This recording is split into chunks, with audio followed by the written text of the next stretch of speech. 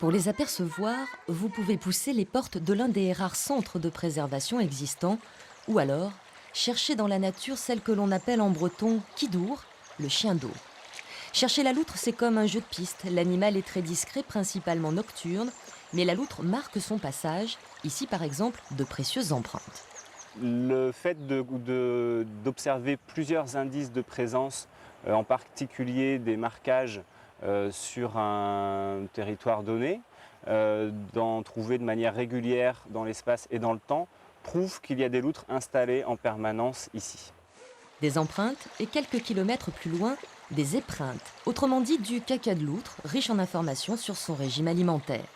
Sur un excrément, on trouve des arêtes de poisson, sur un autre, des os de batracien. À force de marquer régulièrement ici, de déposer ses excréments et de l'urine, la mousse finit par être légèrement grillée, ce qui donne un aspect caractéristique au rocher. Les loutres recolonisent tout doucement les zones humides de Bretagne après avoir frôlé l'extinction. Il y en aurait eu 50 000 en France au début du XXe siècle, seulement 1000 en 1980, chassées pour leur fourrure, puis victimes de la dégradation de leur milieu naturel.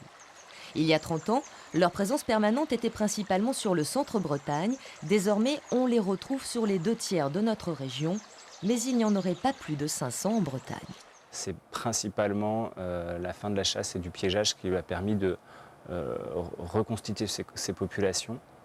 L'un des enjeux dans les années à venir, c'est de savoir si elle va pouvoir continuer cette recolonisation ou s'il va falloir faire des efforts pour réhabiliter les milieux pour lui permettre de poursuivre ce mouvement.